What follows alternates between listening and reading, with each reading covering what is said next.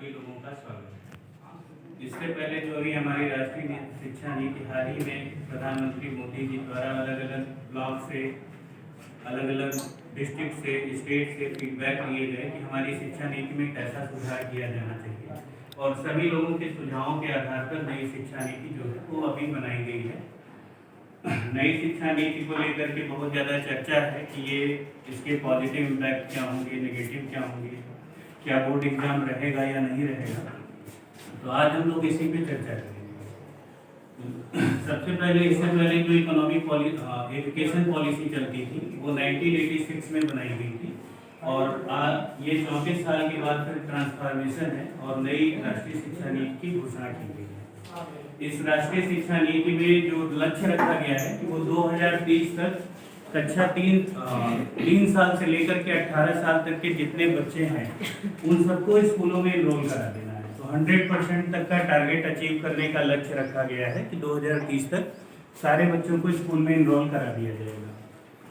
साथ ही साथ जो कंट्री की टोटल इनकम आती है जीडीपी से, जीडीपी की इनकम का लगभग 6% अभी गवर्नमेंट ने ये प्रोविजन रखा है कि अब टोटल जीडीपी का 6% केवल एजुकेशन के डेवलपमेंट पे, इंफ्रास्ट्रक्चर पे एक्सपेंडिचर किया जाएगा।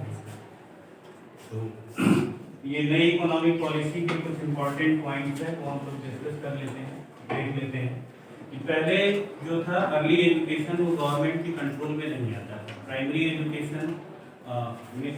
एजुकेशन से पहले हम एलकेजी, यूकेजी, प्रीकेजी जो चलाते थे वो गवर्नमेंट के कंट्रोल में नहीं था। अब गवर्नमेंट ने पहला स्टेप यही लिया है कि early childhood care and education को एस्टेब्लिश किया है। अब यानी इसकी भी मॉनिटरिंग गवर्नमेंट करती रहेगी। जो प्रीकेजी है, नर्सरी है, मतलब यूकेजी, एलकेजी, इन क्लास को भी इसमें इंक्लूड किया गया है। इसके लिए जो प्रीकेजी, एलकेजी की क्लासेस आंगनबाड़ी कार्यकर्त्री चलाती थी, अब उनको ये प्रोविजन रखा गया है कि उनको और ज़्यादा अच्छे इंफ्रास्ट्रक्चर प्रोवाइड किए जाएंगे, उनकी भी समय समय पे ट्रेनिंग दी जाएगी, और जो नर्सरी क्लासेस के टीचर हैं उनको भी टाइम टाइम पे ट्रेन किया जाएगा। दूसरा, गवर्नमेंट ने जो स्टेप इसमें लिया है, आंगनबाड़ी वर्कर्स या जो टीचर्स हैं उनको क्लस्टर रिसोर्स सेंटर बनाया जाएगा। वो school education department cluster education centre बनाएगा, क्लस्टर रिसोर्स सेंटर। वो महीने में एटलीस्ट एक बार आंगनबाड़ी कार्यकर्त्री से या टीचर से फीडबैक लेगा कि बच्चों का परफॉर्मेंस पहले से सुधरा है या नहीं सुधरा है, या इसके क्या क्या प्रॉब्लम्स आ रही हैं, इसको इम्प्लीमेंट करने में। सारे स्कूल के जो चिल्ड्रेन हैं उनके लिए ये प्रोविजन रखा गया है कि मंथली उन लोगों का हेल्थ चेकअप किया जाएगा।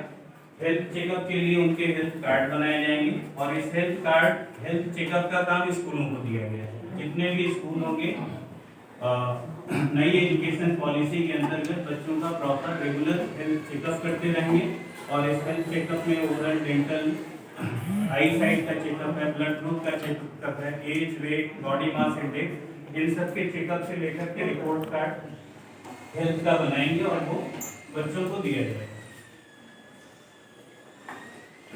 ओपन एंड डिस्टेंस लर्निंग, कुछ बच्चे ऐसे भी होते हैं क्लास 10 के, 12 के या जूनियर क्लासेस के जो रेगुलरली स्कूल जाने में सक्षम नहीं है, वो स्कूल नहीं जा पाते, तो उनके लिए डिस्टेंस लर्निंग का पहले से ही प्रोविजन रहा है। NIOS जो है, national institute of open schooling, ये पहले से उन लोगों को डिस्टेंस एजुकेशन प्रोवाइड करता रहा है।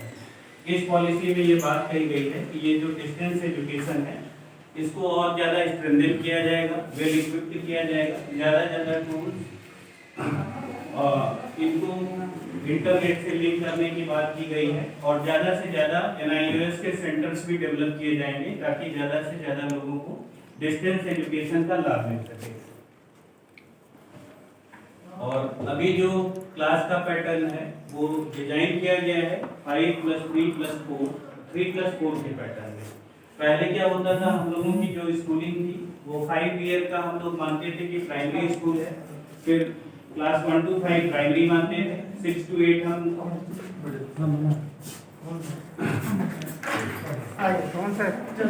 1 to 5 का जो हमारा होता था पहले प्राइमरी स्टेज होता था, फिर हम 6 to 8 के मिडिल स्कूल, फिर 9 to 10 का माना जाता था सेकेंडरी, और फिर 12 माना जाता था सीनियर सेकेंडरी।